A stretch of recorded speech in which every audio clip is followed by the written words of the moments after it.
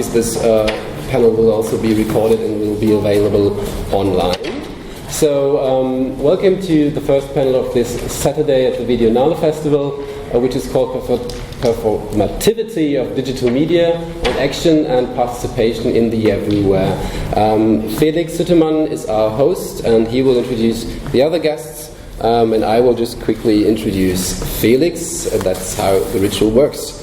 Felix Hüttemann is a doctoral student in the new formed Mercator research group Das Documentarische at the Ruhr-Universität in Bochum. His dissertation project examines the figure of the dandy and its medial expression as an assemblage of environmental ecological media change. His research focuses on dandyism and media, post- and transhumanism, philosophies of cybernetics, a world without us, and the surreal character of medial existence. And with this qualification, I think he'll be the perfect host, and happy that you're all here. Thank you. Well, thank you, Klaas, for this kind introduction, and thank you, Fabian and Klaas, for organizing this great panel.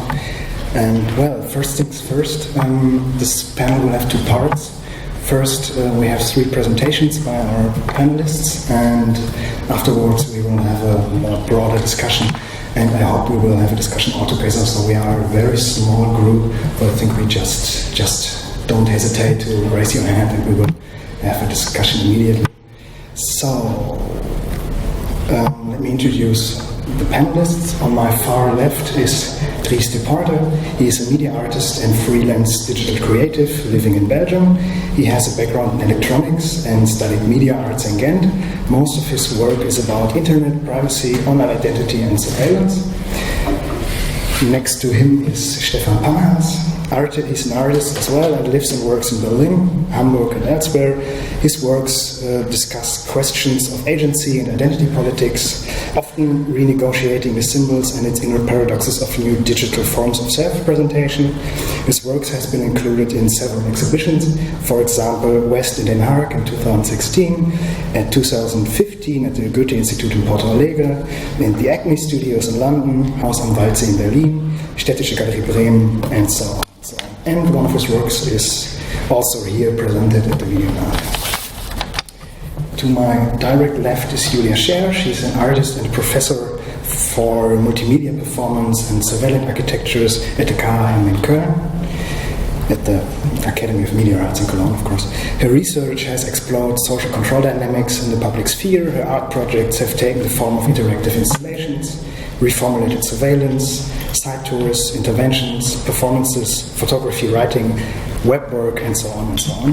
Scher's work has been included in several exhibitions, including the Venice Biennale, the Whitney Biennale, San Francisco Museum of Modern Art, the Musée d'Art Moderne Paris, and in many more. So also one work of hers is presented here at the VIDEONALE. So I was also asked to give a short, more philosophical introduction to our panel, and so I will do it first, and then I will directly hand over to Dries. So, who or what is performing in our digital media environment? Are there only technological networks and algorithms ready to be used? Of course not. Countless heterogeneous ensembles of human and non-human actors are participating and interacting in digital and also more and more on first sight analog environments. Before the presentation started, I want to suggest some perspective we could talk and I hope think about during this panel. And only that everybody can be a performer in digital spaces, whether we are aware of it or not. The more viral question is who or what does participate in our digital life, in the production of our life and of our digital footprint, our digital self-production, or maybe our self-performance. As soon as we are connected to the web, we are performing in a lot of and highly diverse processes. Some are more obvious than others, some are more sublime. The way we construct our self-image digitally, how we define ourselves through social media, through our online shopping routines, through blogs, vlogs, and so on, is highly questionable. Could the production of ourselves be more and more the other way around, which means the digital images, our online shopping routine, blogs and vlogs, even companies maybe, are on the contrary constructing us or the self-image we have? That these digital entities are essential participants in the process and the production of our subjectivity leads us to a maybe disturbing question. Which digital processes, entities, and environments are actually performing? What does this fact means for performance in general? And are we humans really that important in digital processes? The separation of spectator and consumers on the one hand and acting entities on the other is no longer to maintain. It is a permanent interplay of to be seen, producing ourselves, and being recognized, being monitored, maybe even being performed. Thank you. So, I hand over to you, Dries.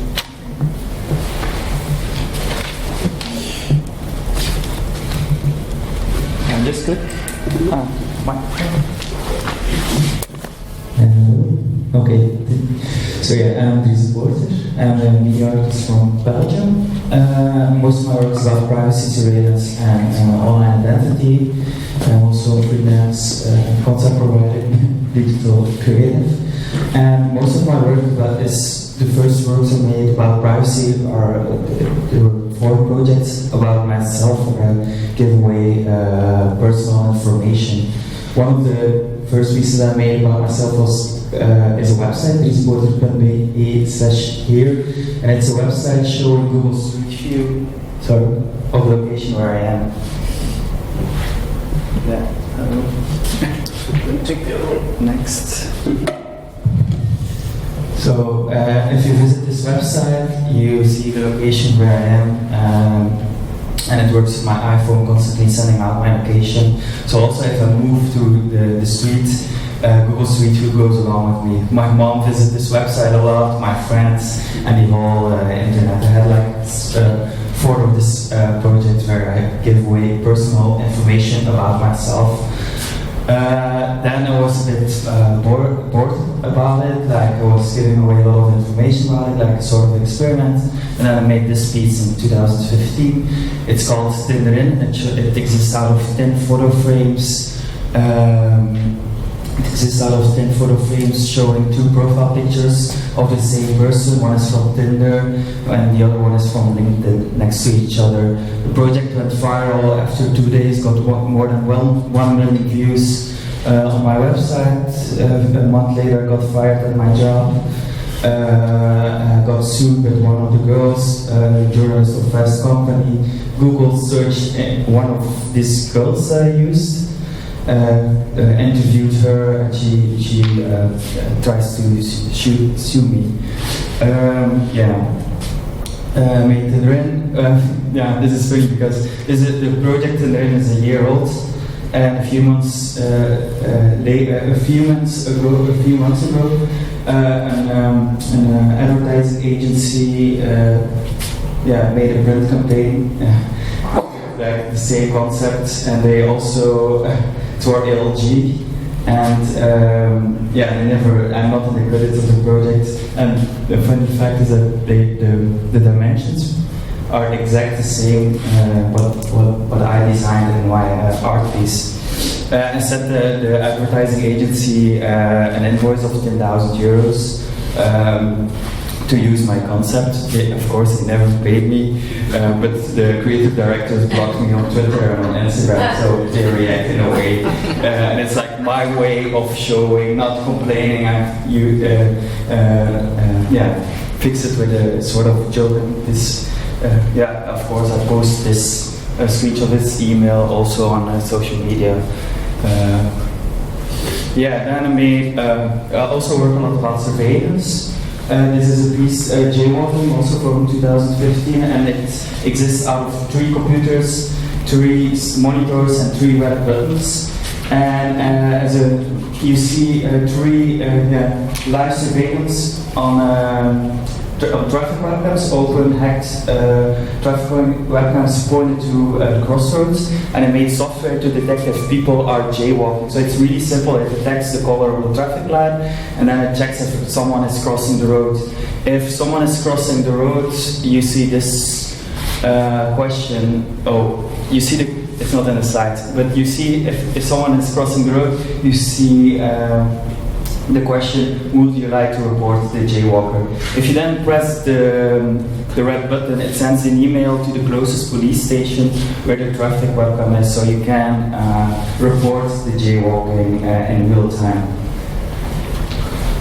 And 90% of the visitors just press the button, and it's all real time. It's some surveillance weapons that I use are also like basic traffic webcams that I found just on the internet. This is a piece. This is video actually. Gonna be quick about this. It's called. It's an installation from also 2015 called Seattle Crime Camps. It's with audio. You don't hear it, but it shows, it's about Seattle. Seattle shares a lot of data. They have a huge open data platform, and I found out that the police in Seattle shows they give away the location where the police is going to, where someone called the police on. And what the installation does is calculating, is showing you live surveillance webcams around the location where the police goes. Seattle Crime Camps tries to show you a real-time crime. You also hear police radio, live police radio, so you can follow and crime. At the left side you see the closest, at the right side the more forest, and on the little screens you see the distance between the traffic webcam and the location of the surveillance webcam. So it's Seattle Crime Camps. Also, I got some tickets with me. This is a scratchy kit. It's €1 for one scratchy kit, and you can win up to 25,000 fake followers for your Twitter and Instagram account. It actually works. So if you win, I buy them for you on this fake follow that generates fake followers. There's also tickets of 1,000 followers, 100 followers, but also 25,000 followers. If you win, you see website of the amount of followers you win, and then also you have to fill in your username on your Twitter or Instagram username, and then you get it in a few days. For 1,000 fake followers on Instagram, you pay $17. In exhibitions, I show them in this vending machine. So then this vending machine, it's only €1. So also, if you want to buy today, I got 100 tickets with me. This is the location of the vending machine. It's also a project of 2016. Now, I'm going to be short about this. I'm working on a lot of new projects, and this is Airbnb host. It's a bit of a secret. So it's a website Airbnb host, and it uses data from Airbnb. You see one Airbnb room, and you have to guess the host of the room, and you can play with your own data of your city. So if you want to play it, so you can play it in Europe, and we're building up a leader. It's actually really addictive, the game. And this is also a project we're working on. It's a dating website, and you don't have to fill in anything.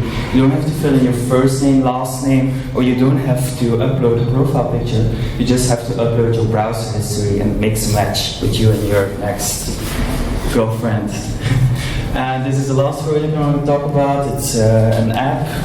It's called Die With Me, and it's my first app, and you can only use it when you have less than 5% battery on your phone. You can only, if you have less than 5% battery on your phone, you end up in a chat room with other people that have less than 5% battery, so you can say goodbye to each other. This is Die With Me. Don't talk about it because it's still a secret. And yes, this was me for an introduction. Thank you.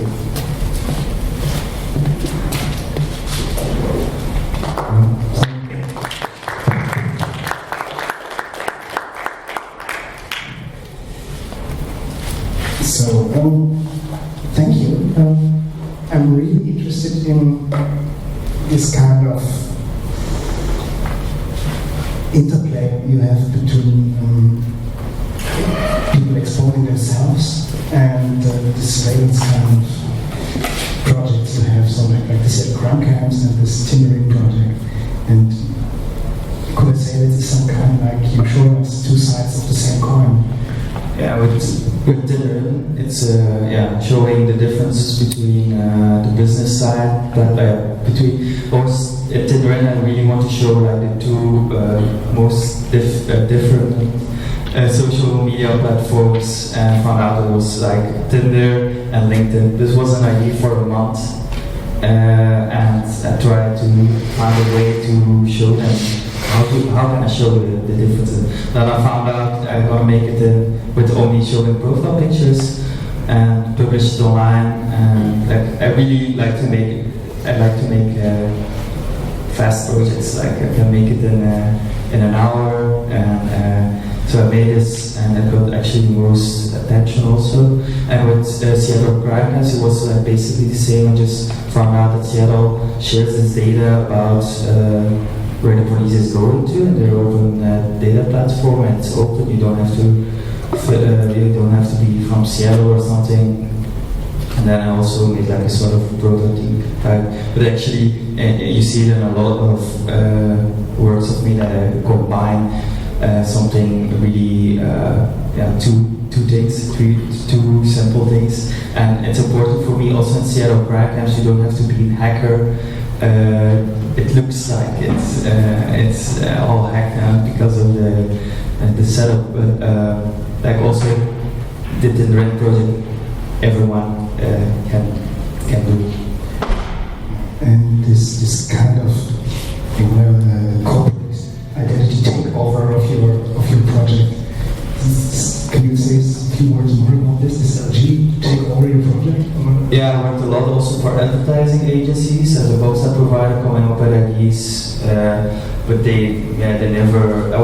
I was waking up in Gent, and someone tweeted at me that to inform me about this project, and there was like a moment like, I don't know how I feel about this. Is this a cool thing or not? And then in the evening I published this invoice, and I like to, in most of my work there's a sort of a humor. I don't want to be the super serious artist or something. But yeah, I sent this invoice, and I don't. Yeah, a lot of friends say to me that now you can sue someone, someone else. But yeah, it's a year old, and but LG, it's an advertising agency, GNR. They have more than 130 advertising agencies all over the world. So yeah, it's like standing still for the agency itself, not coming up with cool ideas. One more question about this Get Popular vending machine. I'm very fascinated by that because as media scholar, I'm of course interested in why you're using this very common analog machine, this machine to sell something digital. Yeah, actually it was more practical thing, because first I made this scratch tickets. I made pictures, published it online, and I got the invitation for exhibitions. And then I say, okay, you're not going to show this just in a photo frame or on a table or something. And then I came up with the idea to make a vending machine, but actually also the scratch kit. It's like it's on the internet. You don't. All these companies selling fake accounts. You don't see it in a physical way, and I really want to present it as something commercial, as a commercial product. There were also a few blog posts about me that I'm making a lot of money with this project. It's for me it's more an art project, of course, but they saw it like really a commercial project that I make a lot of money out of this, but that's not true. But the way why I choose for the vending machine was more for to show it in an exhibition, and that it's accessible for everyone also. Just I'm very curious why this scratch ticket kind of medium. Is this a gambling attitude of yours or something? I don't have a gambling attitude. I just want to show it in a really easy medium that everyone can. For me, it's important that my mom understands my projects, and my friends also, that you don't have to have an art background to understand my stuff that I'm making. I want to explain my projects in one sentence. So the scratch kit was, in some way easy to understand and easy to. It's also very funny as well, of course, scratching kind of stuff. Yeah. So how important was this fake character for your project? Because fake is all around at the moment. Yeah. But I think that this, when I made it, was editing 2 years ago, the first scratch kit. The discussion was not big about back then.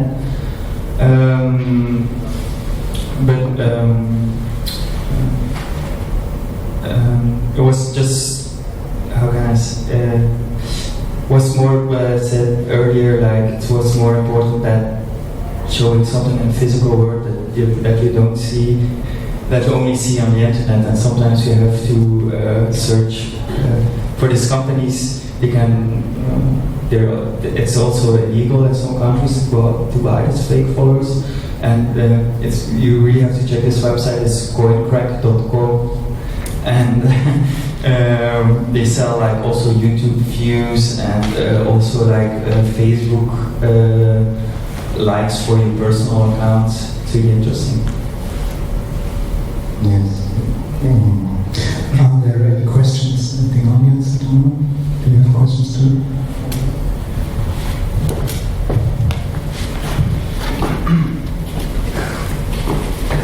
Sorry.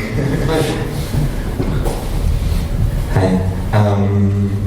So I was sorry. I guess maybe it's a bit boring to always ask about this work, but I was wondering about this LinkedIn profile work, because I was thinking of Sophie Kahl and her how she deals with privacy, but then I was thinking about the difference between her work and yours, and I feel like she's there's this obsessive nature of following, and for you, I don't know how it works, because it seems almost beiläufig. I don't know what's a good, like, it seems like in passing you just find this picture of someone and you put it there, and you don't have to engage the person, you don't have to know the person, you just find a picture or 2 pictures and you post it. You don't, maybe, I don't know, did you research the people? Did you look at their profiles beside the pictures? Was this interesting for you?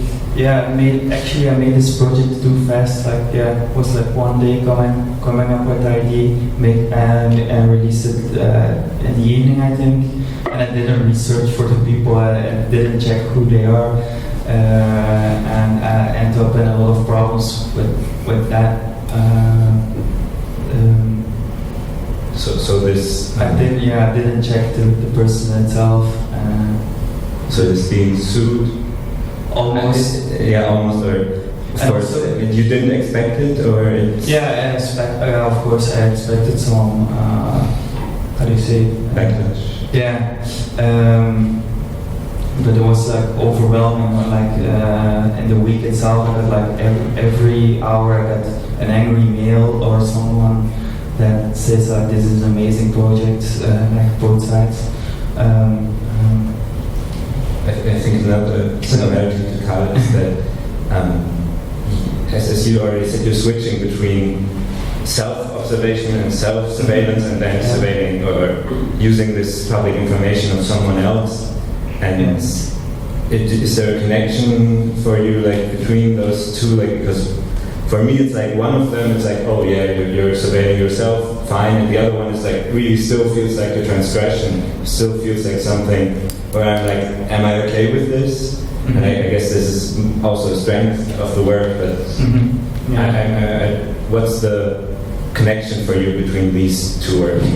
Actually, I think it's really simple. I was just bored about giving away, doing all these experiments about myself, because I also end up with, not personal problems, but like with my girlfriend was sometimes difficult. There was one project called Screenshot a Day. Was running a software program on my computer for 1 month, and it takes one screenshot at a random moment each day and upload it to my Facebook, Twitter, and website. And I also there were like personal emails with my girlfriend, and it was like also also I gave up my past Twitter account, so I can delete any of the screenshots. I was just bored about all these experiments and end up in problems. But yeah, when I'm using other ones, profile pictures, I also end up in problems. But what happened when the people wrote the email? What was your feeling when they said, "Hey, come on, what's up with you? It's me." I just want to know now. Perhaps you can be honest. What was your feeling? Yeah, I didn't feel good. I said, "Oh shit, I made this project too fast. I didn't think about it." And also, it's important to know the starting point of this project. It's with I start with Tinder, and with Tinder you only have a range of 150 kilometers, so you only can find people around you of 150 kilometers around you. So they live pretty close with me. So I also thought like, okay, they will find out, but I got all this media attention. This work was on Wired, Independent, Washington Post, all Belgian newspapers, and all the profile pictures ended up in all these papers and all these blogs. I didn't expect that. Okay, there will be some blog posts about it. Like, yeah, they also all the media, they published all these profile pictures also without blurring faces or anything. Yeah, I didn't feel good. Okay, maybe we go on and discuss this later. So I hand over directly to Julia's presentation. You want to sit? I'd love to sit, but I have to work on show something off the computer. Yeah, So we can do it together. Control. ooh. Oh, I don't. With the laser. Pointer? Yeah. That'd be cool.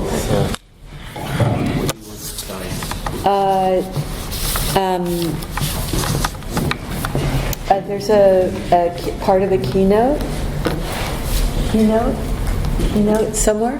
Hi, my name's Julia Scher, and I'm going to drop back 25 years ago because I'm not sure if it meets the expectation of the panel, so please feel free to break it open and ask something that's more relevant to you about participation.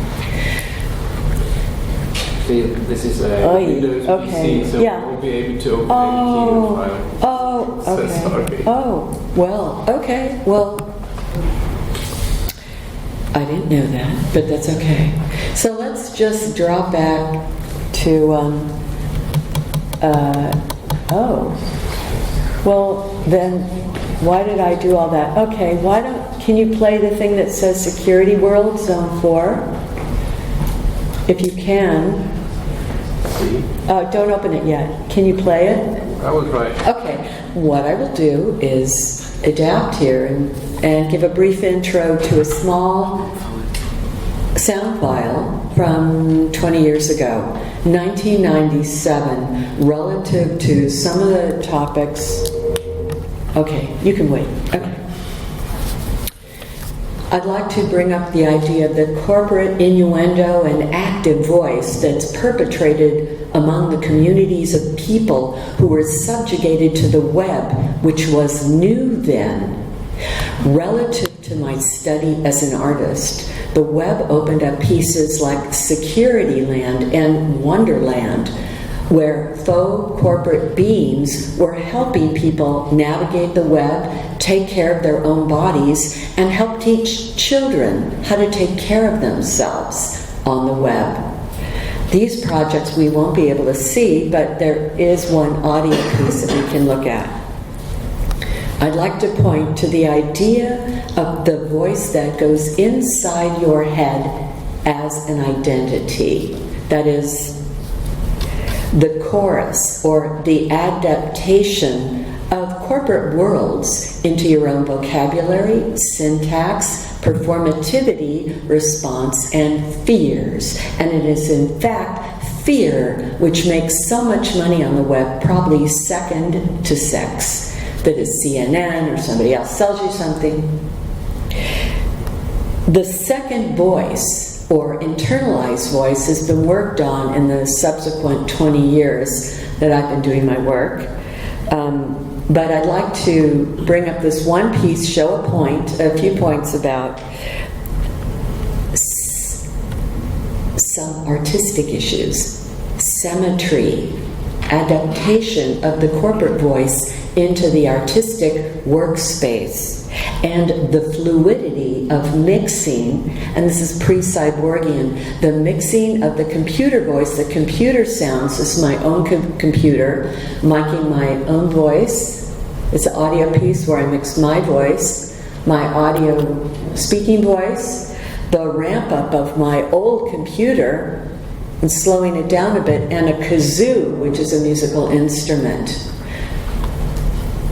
The piece I'll show a piece of is called Security World. I'll first read a small blurb which might or might not clarify some of the issues about embodiment and disembodiment, and how that leads us into the AI world that we've become today. In fact, you use a cell phone, und das ist ein neues Cyborgian laut voice. You use a phone, we're already cyborgs, and Elon Musk has discussed this at length.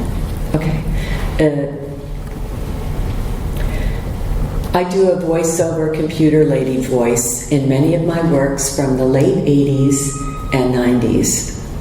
The authority of a narrator's voice derives from its lack of embodiment, und das ich meine ein Lautsprechersystem, wenn ein Ton kommt, hallo Frauen, du bist unser Mensch hier, und kommen Sie herein, kommen Sie heraus, kommen Sie und haben Sex oder Essen hier mit uns. Ja, die Krankenhaus ist für Sie jetzt. Okay, that kind of authority voice. Move this way, please. This voice has a sense of seeming omnipresence and omniscience, at least 20 years ago. The soothing tones and soft feminine inflections, you have this today with Suri, are often at odds with the words being spoken and the position of authority it seems to occupy. The voice seems to have knowledge we, the viewer subject, do not. Like, move this way, there's a conference in Bonn. Please get out of here before the bombs go off. That kind of. Verstehst du mich? Verstehst du diese Sprache? Or too langsam? You're tired. Okay. Should we believe the voice? Do you believe? Hello, we are going to have a bomb drill now. Please move. Do you believe? Was glaubst du? Where does the knowledge of this voice come from? We are so familiar with the structure of surveillance and control. We have encountered them so frequently. Das ist die Frequenz, ist jeden Tag viele Zeit.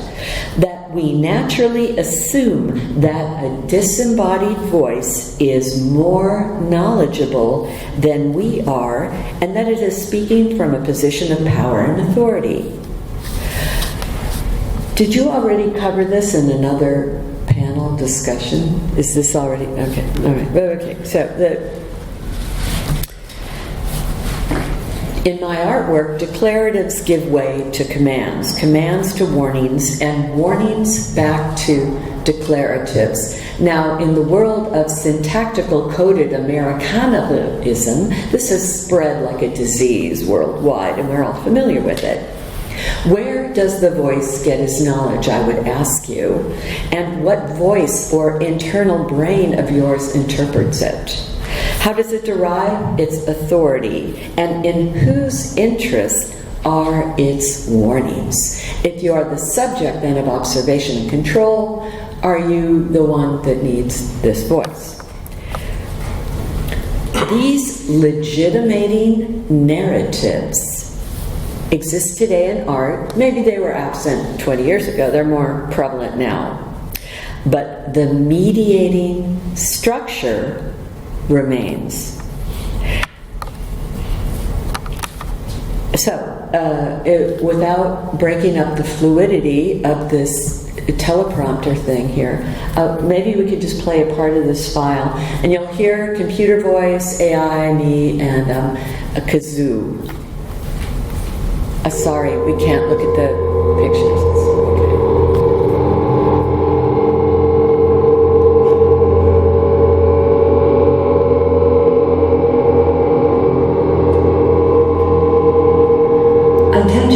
Attention, keep moving, keep hope alive.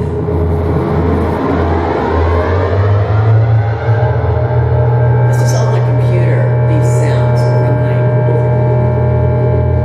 You are a natural for our superior new society.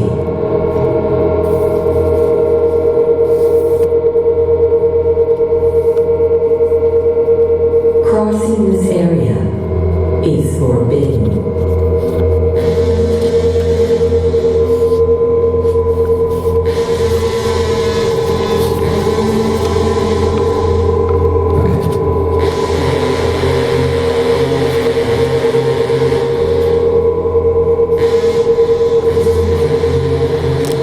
Continue to move through the zones. Please continue to move. Please continue to move through the zones.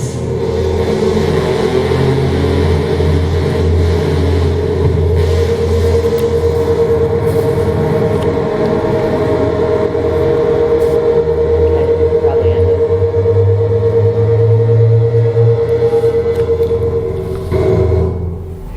So that's part of Zone 4 Security World 20 years ago. And maybe we can look at some of the... Let's see if there's some files that I uploaded that we can actually look at. Okay. There's PDF files, there's a movie from Scher, Wonderland. Goody.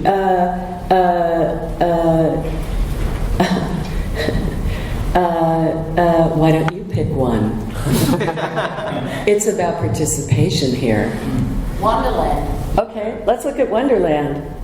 Woohoo! Ah, it's funny. Okay, this is the sound file. We can look at some pictures too. Wonderland. We are here to service you. We are the people of Wonderland. We are here to service you. So, Wonderland is a corporate entity made up by Walt Disney. I embraced that, and it was one of the early web pieces from late 90s. The audio is horribly compressed because no one has saved the sound files, but basically it is this embodiment of a control agency over a made-up world, a fabricated fake world called Wonderland, and then there were Wonderland guards who were really paid to protect this fake real artwork. These are some of the elements of the time. Okay, let's go to another picture of Wonderland if you can. Wonderland existed on the web and in physical space simultaneously. On the web were instructionals for children of how to explore your body safely, for example, and what harm makers or sexual predators might be doing to you, and to be warned, be aware, and be secure. The physical installations had everything from costumes to white rabbit candy to instructional manuals of how to get on the internet. And in '97, it was the 6 to 8-year-olds who immediately got through the museum's barriers and out into the internet. And I have some great pictures of that. So now everybody's on, it doesn't matter. These different versions of Wonderland were in different cities. People were able to navigate online and physical space and encounter the idea of Disney's Wonderland and further back into Alice in the rabbit hole. And in fact, you can't see it in these pictures, but the idea was that Alice in the text, which we didn't play, says, "You're just a bunch of cards. I'm not going to listen to you," which is adolescence saying, "Your authority, I'm not going to give up to you." I can control my own body, and you cannot put me through this red queen, white queen stuff. And Alice, as you know in the story, is able to free herself from the constraints of the fake world. So it's playing with Lewis Carroll's novel. So it combines elements of false or fictional narrative, wild corporations making tons of money, and the reinsertion of play objects into the art space. Okay, another picture. Oh, the children there were actually Wonderland guards. So I can't show Christian Siever's work. I apologize, it's in the wrong form. But, oh, maybe we can. Aha. Bouncing ahead to today, Christian's work engages fake and real in a new way, where the hack, or rather the play he engages with the computer, makes up new fake supercomputers that are neighbors in your computer network.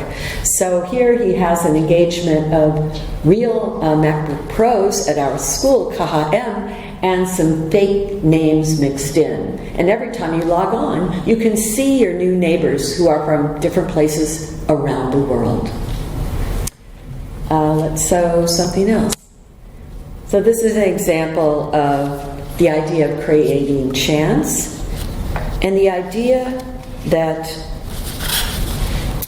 you will have the opportunity to find something new in an artwork. Let's see. Shoot, you can't open that. All right. This is one of the doors of the website Wonderland, which a long time ago took 4 months to make. Sorry. We've got this video file. No, that's the same as the other. Okay. How about you can't open the keynote? Okay.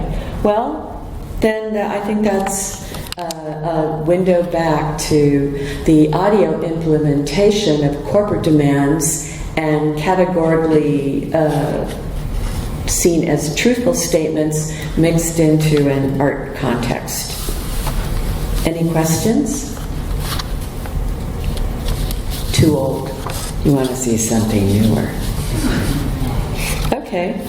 As a media conversation piece, corporate commands continue to hold a frightening array of wonderful possibilities in art production, and I encourage you all to work towards that end.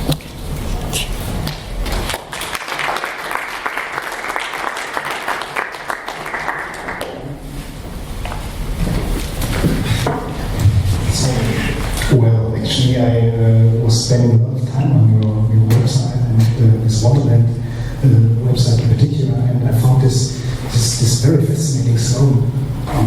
So Wonderland Productions, your void is our workspace. So I was directly thinking about it as some kind of like that corporate identities kind of swamping into some kind of void we have digitally in our self-expressions or self-abilities tinkering around the web. And this was the kind of idea that crossed my mind. Your void is our workspace, relating both to art and artistic pursuit, but also the idea of advantage that corporate worlds use with us and upon us. A tricky thing about void is that we are so used to sampling all the voids that are presented to us because we're into sampling music. We're into, I don't know how many websites you cruise every day, hundreds, thousands, that we are so embraced into our sampling motifs that the slide into these corporate demands are unruly and uncontrolled, and they're very interesting places for artists to work. The idea of artists as navigator here is a profound one, and I'm very much into this, but also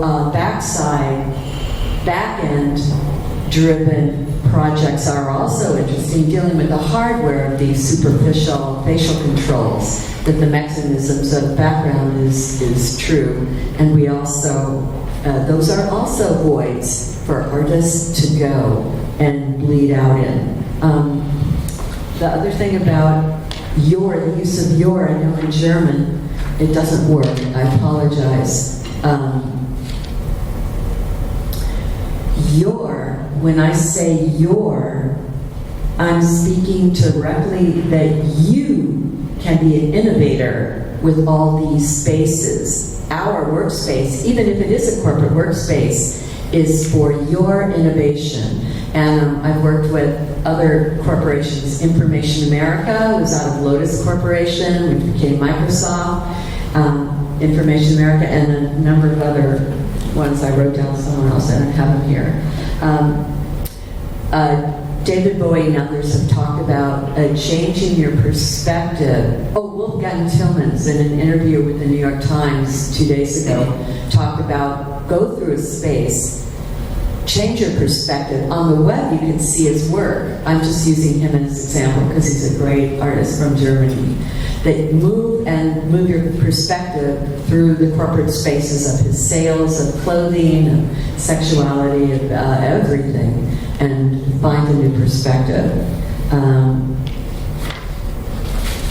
The other, your void is our workspace. I'm an artist, and I'm into,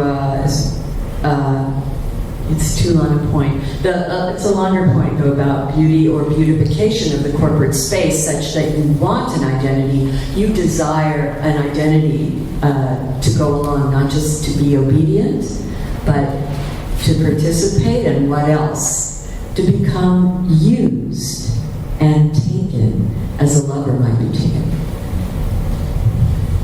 I have another question about this voiceover you made. Stuff. So one thing I said in my kickoff statement was that digital entities don't need to be human at all. And so this is a perfect example of it. So the voice, even the most human thing at all, don't have to be human at all in the digital space. So how can you as artists consider this non-human kind of cyborgian voice? Well, I agree with many others that we're already cyborgs. We're already using, and we have to get with it as artists, and to accept tyranny. The minute you pick up a video camera or something, you feel it.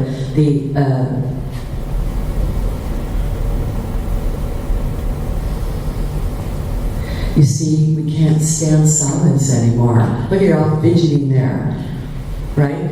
There's always something going. Hello, welcome. You're waiting for the doctor, and he's waiting for you. So it's more than a two-way thing. It's no longer binary, you and the doctor.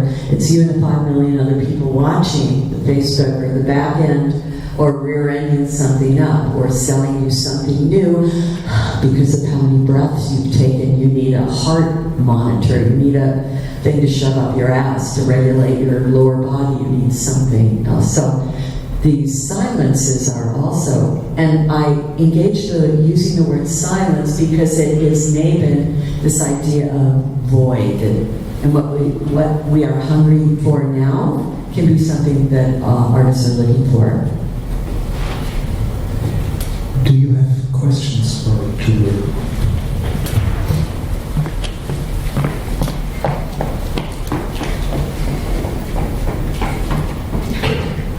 Thank you very much. I actually have 2 questions. One question is they both going back to this fear is what they make money with on the internet. And the one is going to this disembodied voice, which seems to be more knowledgeable than you are. And I was reminded of Kaja Silverman, Acoustic Mirror, where she said, okay, in classical Hollywood cinema, this is actually a male voice, which is a disembodied voice. And I'm wondering about this historical change that you're implicitly referring to, that these voice from these public speakers or whatever is female voices somehow smoothing you and blah, blah, which I find really interesting. I don't know, do you want to answer that first? I have a second question. Well, early in my work, this was a transgressive act. I was born in Hollywood, so I grew up with this. And my father was a failed actor and became a nude model. I come from a family of kind of grifters, people who didn't make it. So it was an act of to be transgressive, to break with, in the same way breaking up surveillance systems and getting people to give me free stuff in order to make art.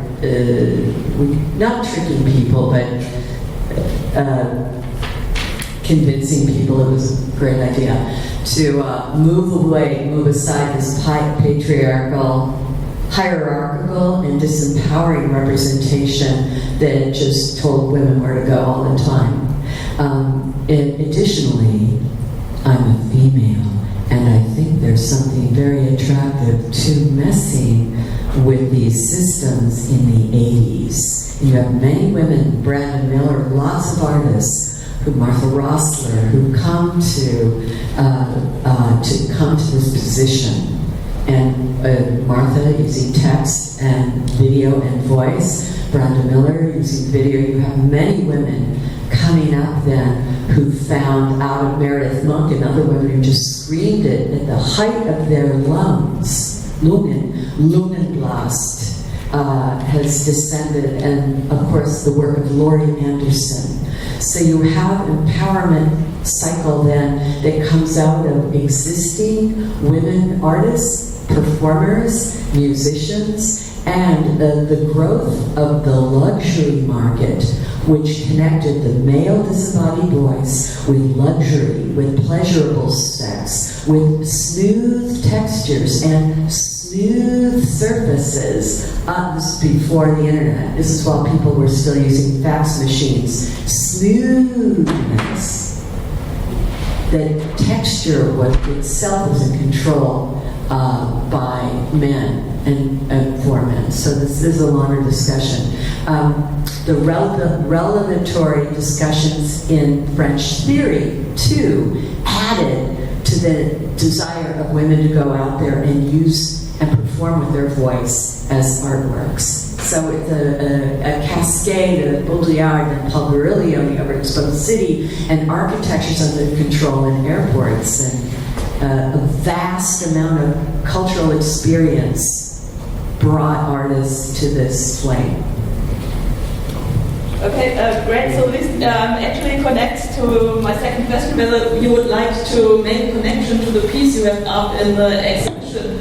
Because I thought that's really interesting when I was watching it with, first without the soundtrack. It was clearly about fear. So it was not the voice creating fear, but it was kind of like the performance and the movement. And then once you start listening to the sound, the whole atmosphere changes completely. And what is in this very happy, moving, I don't know, experience. So I thought it was really interesting that it's, also challenging this idea of the sound creating. This is actually, maybe you would like to say something about There's too much to say on this. How long do I have? The original lip syncs. Can you hear me? Yeah. Do you want to hear me? Yeah. He's tired of me. She's old now, the voice doesn't work. Okay, I sound like Doctoral. Originally, when I moved to New York, I was so excited. I come from Minnesota, in my truck filled with my stuff. And I moved in, and it was a very tiny place at 34 Ludlow. And I was so happy with all my shows and installing surveillance equipment as a real job, and working for Dan Graham, and working for Media Alliance, finding used old equipment for artists. I had so much energy, and I was much taller than I am now. And I would want to come home and sing to my favorite songs. and danced to Prince. The first lip sync was dance, and Celeste said, "You arrogant asshole, you have no respect, you're too loud. What do you think you're doing?" But it was my apartment, I'm the one who got the apartment. Anyway, we're bickering. So in an attempt to live with Celeste, I began to not just sing to these songs, I was lip syncing, but I did not see myself. There was no monitor, it was an old Beta-movie camera.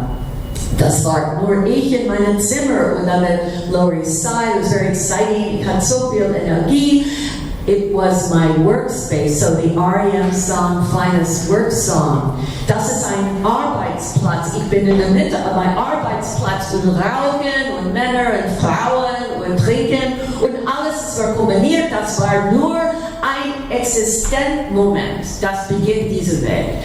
Und ich habe nie diese Videos gesehen für über almost 15 Jahre. That Bill Horgan at the Wexner said, "Oh, you should put these into a video." I never looked at them to show. They were not for showing. It was illegal music. At the time, you can do all this stuff. You couldn't do it then. And I have lawsuits. So Barney for Ausstellung. Okay, so that was the beginning. But then I did every year the same songs over and over again, and I changed as I looked at them later, getting older, getting into my life, and the first lip sync video was over 20 years, almost 30 years of lip syncing the same songs. Oh, so that's part of the answer. The other answer is I'm a groupie. I was a groupie, long-standing musical groupie, and I love pop music. And I can't sing, but I always hung out. And I had, lovers who were, in the different scenes. So it was a way to participate with an identity of the spirituality and transcendence without having the responsibility of actually singing it. This is too long. Yeah. Okay. Should I stop? Okay, it's on to Miley. And you see the production change into multiple narratives. I call them poly-narratives for the lip syncs. And you saw the poly-narratives going on. But I love Miley Cyrus, and I love her work. And I always write artists before I do their song if they'll let me use it, and they never answer back. So, except once I bought the rights to Patsy Cline Crazy for Wonderland to play it in a show. But the extraordinary development with Wrecking Ball is the political moment. Also, the chase scene itself is one of the first things done in film. Destruction of furniture and chases are from Pathé in the earliest films. For any of you in film studies. So I'm taking the earliest activity of film and mixed it. So I call it, they're polyphonic, in the same way the audios are polyphonic. And to disengage a singular meaning and attraction on the internet into other atmospheres for artistic investigation and intent. And it's too long. Thank you. Maybe we go on with your presentation, Stefan. What will you use?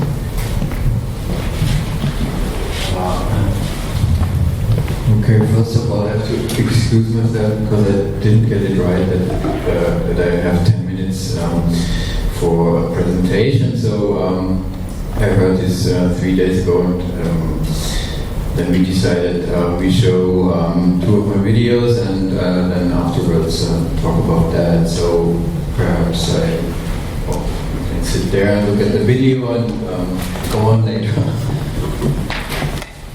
Which one should we start? Which one first? Cool.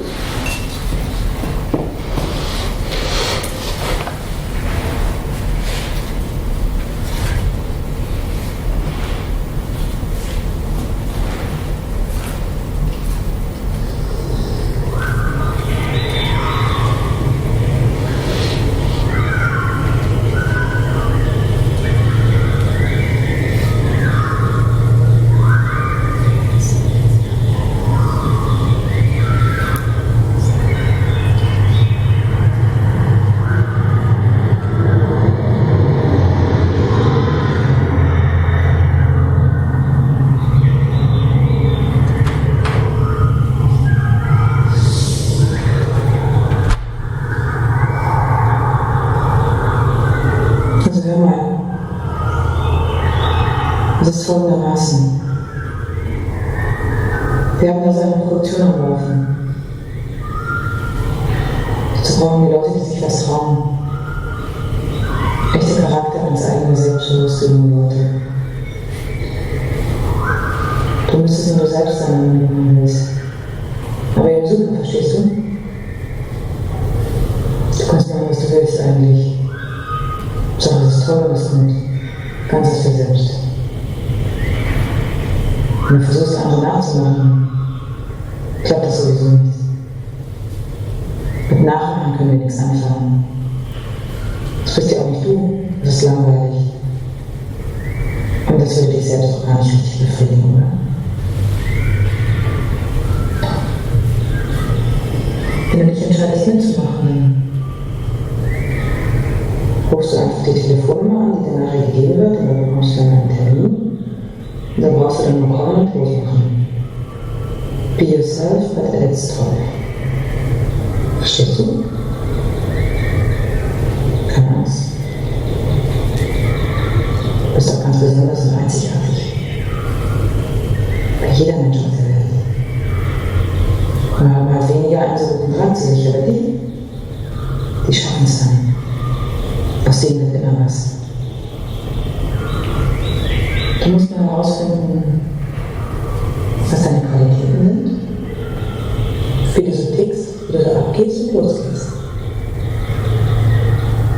Überleg dir, ob du Lust hast mitzumachen. Wenn ja, dann finde heraus, wie du dich zeigen musst. Was für ein Outfit zu dir passt, wie deine Haare aussehen, was für ein Make-up, du weißt schon, wie du dich bewegst, wie du redest. Das muss alles stimmen. Das tut ja dann auch ganz automatisch eigentlich, wenn du gut genug herausgefunden hast, wie du da abgehst.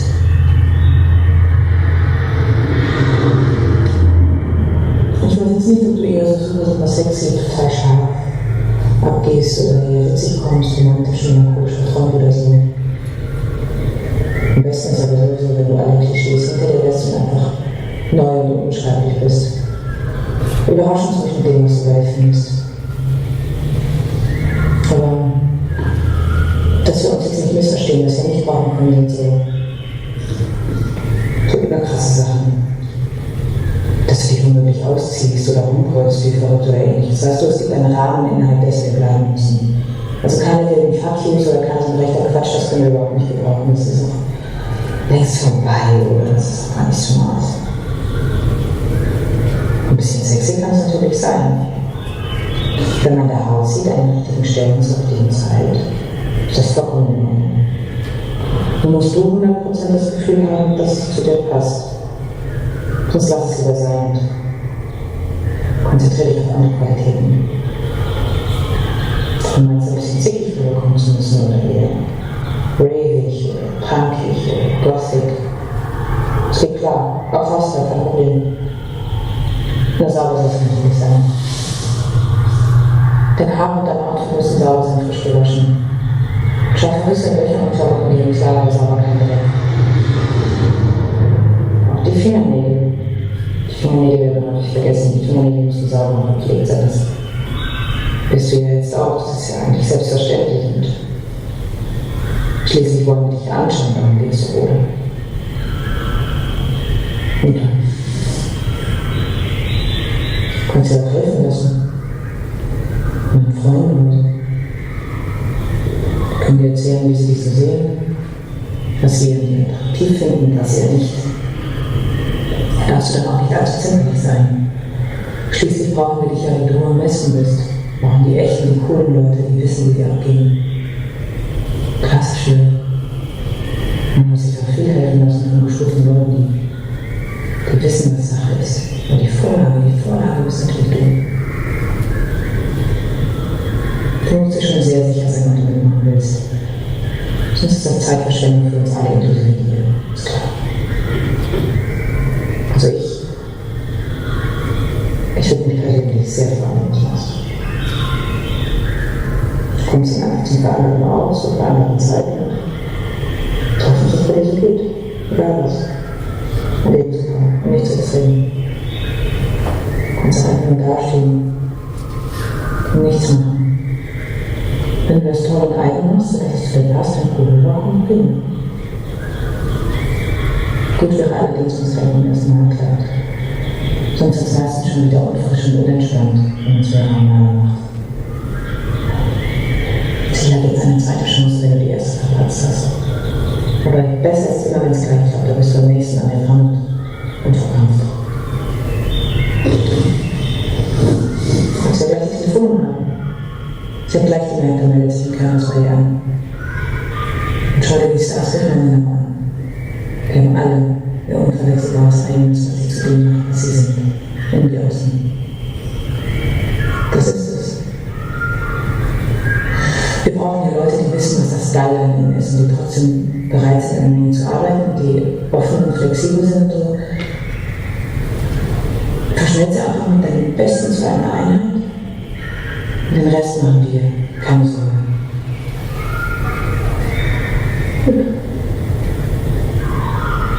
Nein, das war. Ja.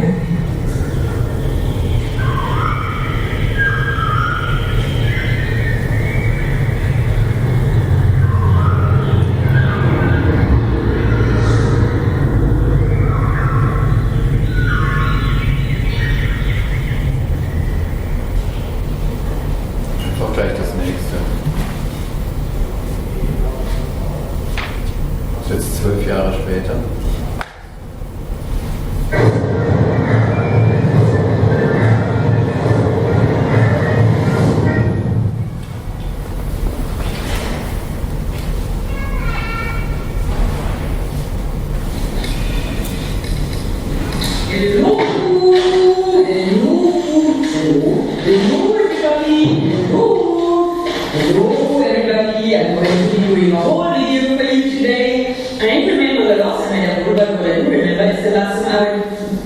Which I like to say was over a couple of different trips and do this all in Bochum and crazy, you know. So I went a little bit swings my crazy. There was a reason behind this. It is from Germany, it was upgreen. I want to do a lookbook soon, so I want to go all the high. So I want to do a lookbook soon. I want to do a lookbook soon, so I want to go around all the different high school stores and see what there's in there and show you guys. And guys, I will show you guys how I will put these things together. Okay, so really, I will shopping for your benefit. Really, I will shopping for your benefit. Okay, so first thing I found is this box. This is also very simple, like and it is backwards. I love them. So that these, I just really like the feel of it. I like this like goes. I always have been loving the crop those reasons, but sometimes they can make you feel a bit like ouch. Crop tops usually come with very short sleeves or no sleeves. But this is also like a very common type, and it has a little tighter effect. I don't know if you can actually see that. Well, yeah. The next I picked up is a little bit on the pricey side, but I love it. And it's this one. It's gray and white. And then it has a pop of yellow. It was actually the pop of yellow, which actually I love it. It just looks so springy. It just looks so pretty, and it's got daisies on it. It's just absolutely daisies. Well, yeah, this, I wasn't sure about it, but I really like the idea of it. I like this, like, it has a high neck, and it is very,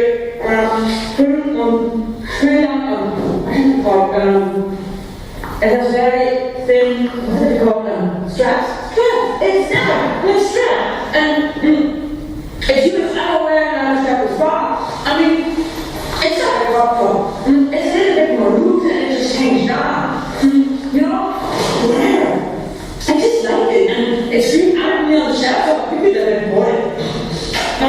Next I like these are possibly one of my favorite purchases from the whole of the store today. These oceans that look out of my head.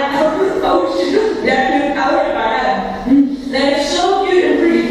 And it's still brought here, and they have tiny little flowers that can run into. I don't know if you can actually see that, but and the other things I got these earrings. You know, how that's a earring person. And what should I have noticed? Are there just very earrings in anymore? You know, I used to be a lot more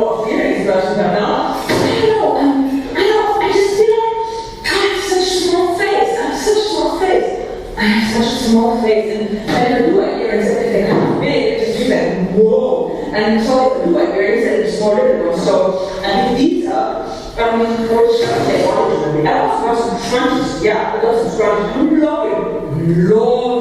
I'm loving scrunchies right now. And I noticed I only got 2, so I really got I think there's some more. I just have been staying in white and I'm not so much right. And yeah, I mean I just got it. And now I went to was River Island. Next I went was River Island there. Amazing things right there. You know, every now and then we go to all the different high street stores and something there's always a place where they're massively disappointed. All the different stores go to high street. And every now and then there's a shop that's massively disappointed. Massively disappointed. At the moment for me as well. And I've been in there for so long and it's just nothing important that I like. Okay. Something about there is says what I like even. I would think that we just look so pretty in your hair. We look so pretty in your hair. I mean, we could wear holidays or, I don't know, whatever. We could wear it anytime. Way too bad. Why not? Sure. I have been on half for a pair of these for quite a while, but I don't know.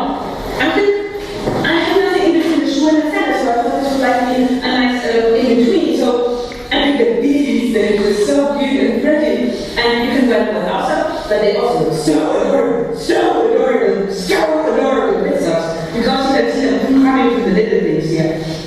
Yeah, and it's also, I mean, it's the issue. If you don't have your toenails, which I had this morning, you could just put these on, and no one would ever know. I mean, no one would ever know. If you care much. Okay, this is a problem. I'm really liking this kind of top at the moment. As you know, I wear a lot of pistol pants and high waist things. So, I'm becoming very enough to wear these. I'm becoming very enough to wear these. So if you saw me in a blog, or if you saw my Instagram, met me, you would see that I wear a kimono. Kimono was not something I used to wear previously, but I don't know, I just found it on it, and ever since wearing it, it becomes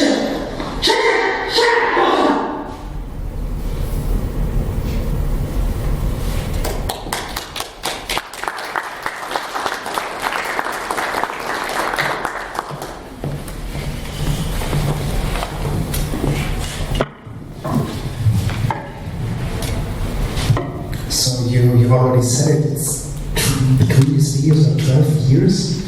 So, to be a bit provocative, can you sum up this 12 years? What kind of development you would see in these 2 years? Yeah, so it's actually turning to 13 years now.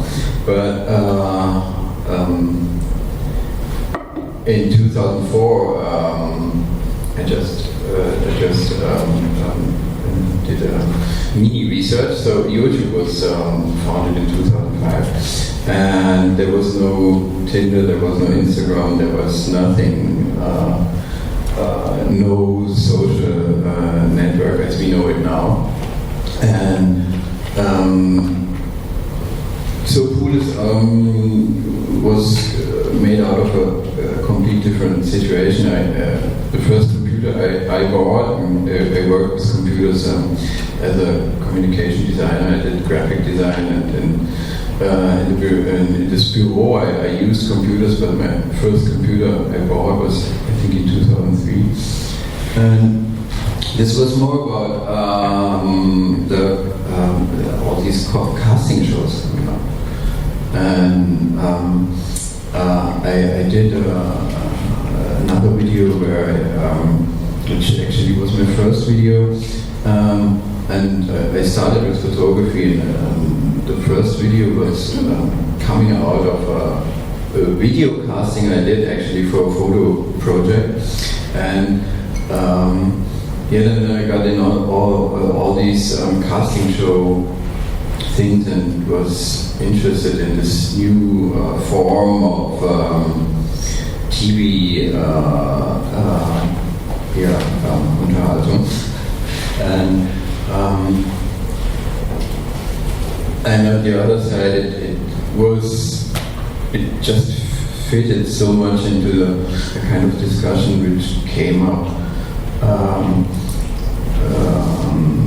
let's say, there's an important book which was called, or is called A New Spirit in Capitalism by two sociologists, this is Eva Capello and the other name I forgot. Botansky. Yeah, Botansky. And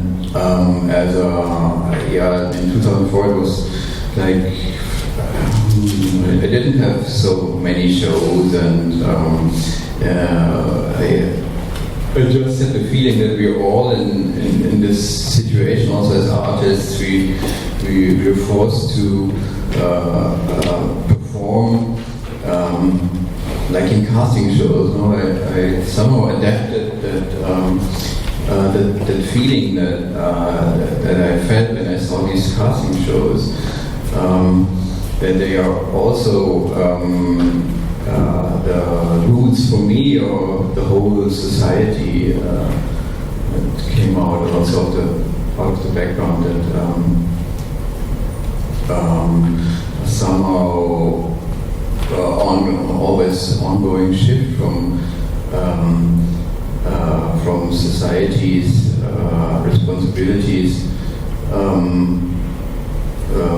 and social responsibilities all thrust out to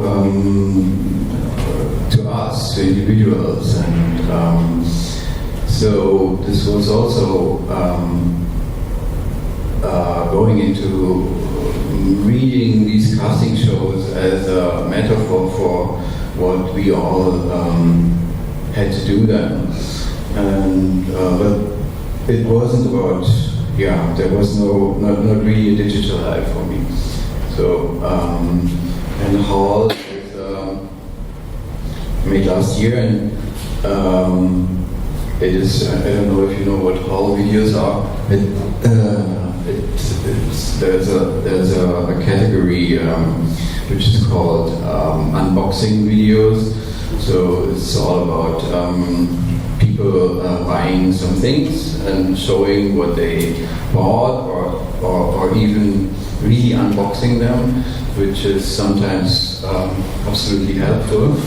Really, when I bought my GoPro 3 years ago, which is really professionally boxed, like comes in a vitrine, and I really had to look up a Facebook unboxing video for that, because I had the fear to ruin the little camera, which was in a big vitrine, and I couldn't figure out how that works to get it out.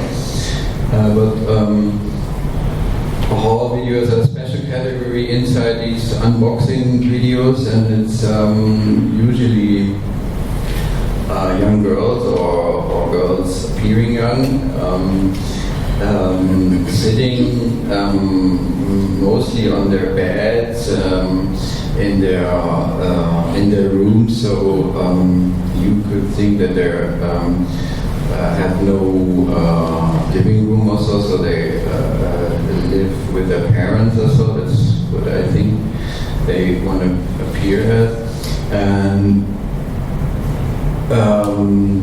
they're going shopping and showing all they bought, and explain why, and what it costs, and so, like, I love daisies, and I'm not a massive earring person, as you could have noticed. And it has a fascinating quality for me, these things, because nowadays, I think if you follow the myth, it's they did it like voluntarily without being paid. I don't know if this is really the truth. But what I know is, if it's right, that, for example, Primark did never, which you will all know, never did advertisement, because they, these girls, these small girls, did it for them, and it was enough. It was more than enough. And now, if you go to see a whole video of Zoella, which this text is from. She's a totally internet celebrity, and she has millions and millions of clicks, and I hope she will earn good money with it. But she appears like the nice and handsome face, has credibility as the girl from the neighborhood, but this face in reality, gives a nice face to a merciless global player, and that absolutely works. Yeah, as I first saw your whole video, what crossed my mind was, so can this kind of specific kind of vlogging in our video, can this be subverted to paradigm after all? Because a lot of this shopping video seems to be aesthetic and artistic and artificial in its own way. So it's even a bit weird or odd in its own way. So how so much? You don't have to be so much strange putting into this kind of videos, because it's strange in its own way already. Yeah, it's not meant as a parody, or I transferred it in a totally different context. At least this was my intention. And as you can see, Lisa Marianke, who's always my videos, is not at all a girl anymore, and she's not fitting the age. The room is not fitting the usual hall room, and as you will notice, she has a very ambivalent feeling to the text. She is somehow repeating or learning, or perhaps she's a jobless or engagementless actress trying to earn money with some doubtful things where she has to learn this text for. And I think she's kind of she treats it not like a parody. She's has a special quality to intonate this text, which is, and this is I think it's always my aim. It's not that you can categorize it as a certain or name it in a certain genre. So it's open. What she is, perhaps it's just a little bit borderline, but I want to keep that open. Considering time, I want to open up the discussion. And so, do you have questions to Stefan or to?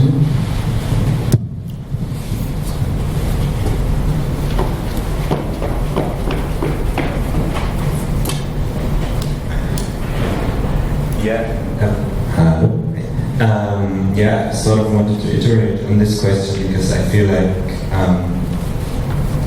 there is, for me, there was a moment of, is it a critique of some sort of speaking? So you say it's not, but this is for me one aspect which came across, and I was thinking that I think the difference of these 12 years maybe, or the difference of the internet, is that it's always self-reflective already, because there's so many people involved who are already reflecting every cultural thing that happens. So your function as an artist in the first video is very clear, because you're reflecting something on TV, and there is not yet this structure which is already reflecting it in like a neural networks sort of way, with a lot of people that you, via the help of some texts, are reflecting and analyzing. But this second thing, it feels like to me, for me it's the question, you said you put it in another framework, which I understand, but how this language is already, it's not naive the way anyone uses it probably, even the people who are performing it in these hall videos, they know how this language works, and they know how to use it, because not necessarily like in a manipulative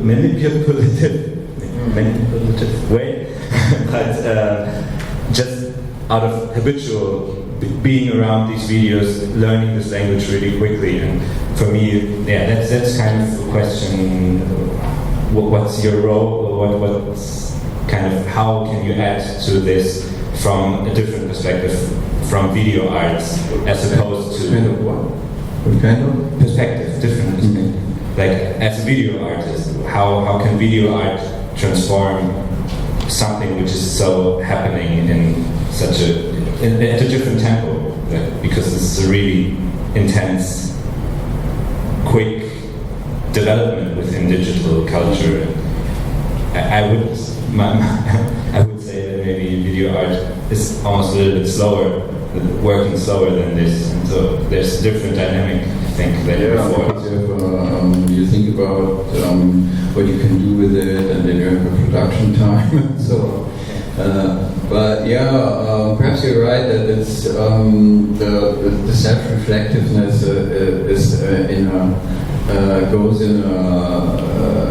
is so fast now. But anyhow, do you think that everybody who is meant or is addressed with these videos is aware of what kind of strategies the vloggers follow? So directly, is everyone aware what strategies?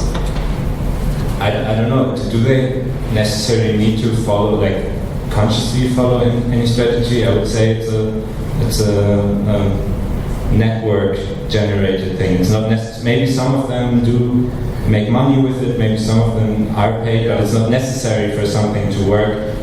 As you said, for a long time, maybe they didn't get paid at all, and it's just something which emerged from a network. And so I don't know. So is it about showing these strategies in a different context, and you're removing them from the context of these videos so they become more clear? I don't know. That's my question in a way. But how do you deal with these strategies? I don't know if this is not clear in the video. I have to think about perhaps. I don't know if I did it wrong or so, because you know, it is. What was the question? The question for me is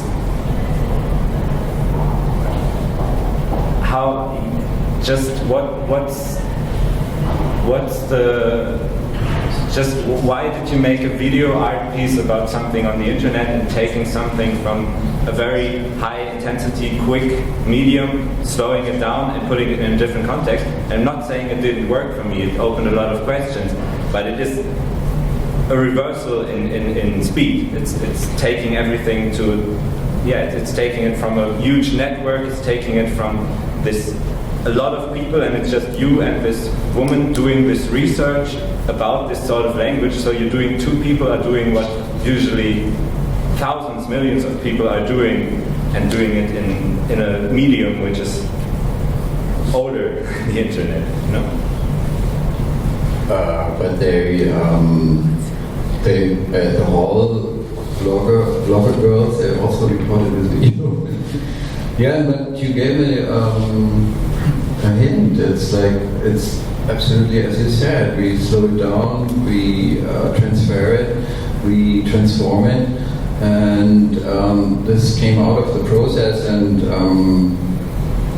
do you think you have to feed it back into the fastness of the internet, or you really don't understand?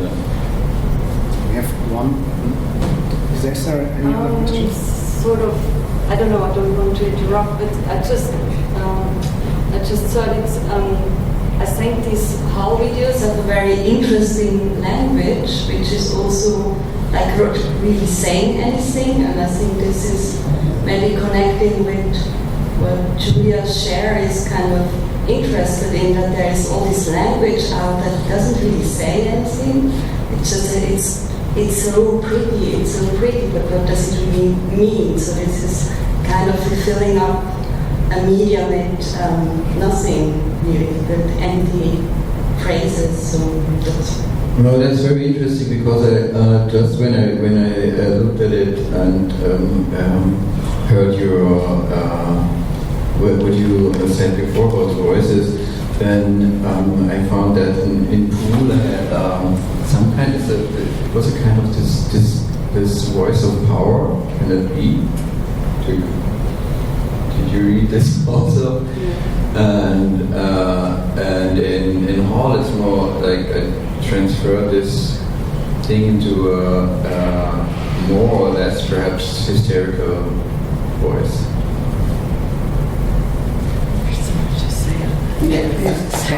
Stop saying. Stop saying. No, I don't want to take. I don't want to take up time. It's a very important discussion, and not just in terms of habituation of the female hysteria online, but broken open spaces, also representation of the man and the camera, and all the other durational issues, which are being, I call it durational aesthetics.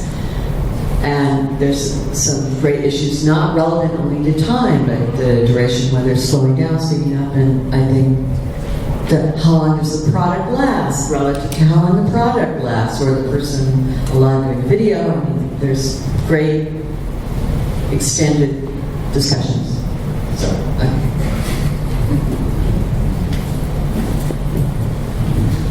last word from Stefan, the last words for this panel, then I have to close. Do you want to say something as answer to Julia? Or? No. No, okay. Thank you. Then If one or two questions, we can still do that. Then thank you all for your presentations, and so I have to close. Thanks for your questions.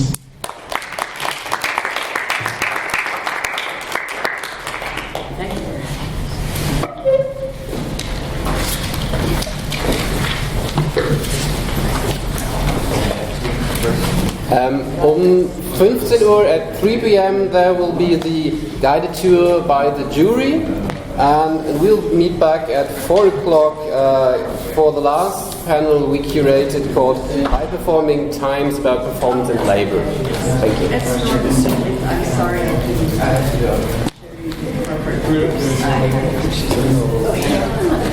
Can you erase that? Yeah, sure. I'm sorry, it always keeps happening with Apple. No, I didn't. I didn't. But really interesting. Browsing through files that way also shows how these media types are arranged and how all you write from the sound quite nice. The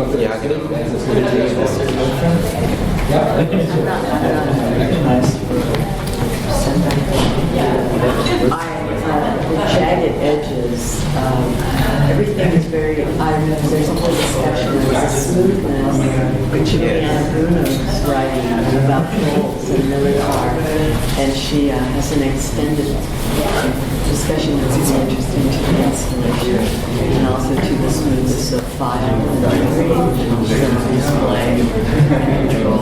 And these are all great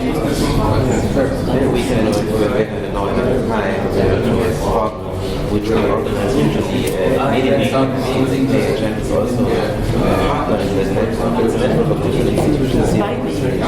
Yeah, and we investigate a lot like these topics like smart power and what is smart power. Or smart control, what you call so like these kind of effective bonds just like that like I think these media create and how they try to dominate us before by colonizing our subconscious. And in a way it's something that we address regularly in our work, so maybe we can try to I really enjoyed it, it was cool. So this is not my term, it's a term that Hüttemann, the German Korean philosopher, called smart power. You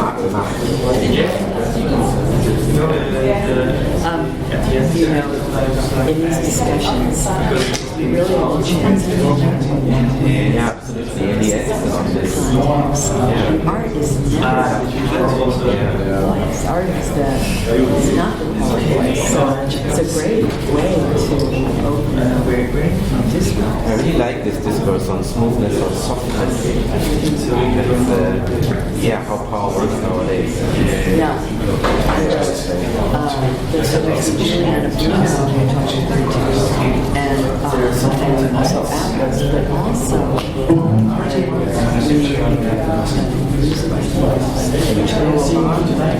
the application for enforcement of control.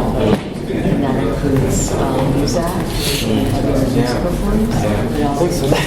Yeah, thanks. I think it's really interesting, like different generations. Yeah, I also thought the same. And other and we had a discussion before they were talking about how to preserve video art before. I think it's quite interesting.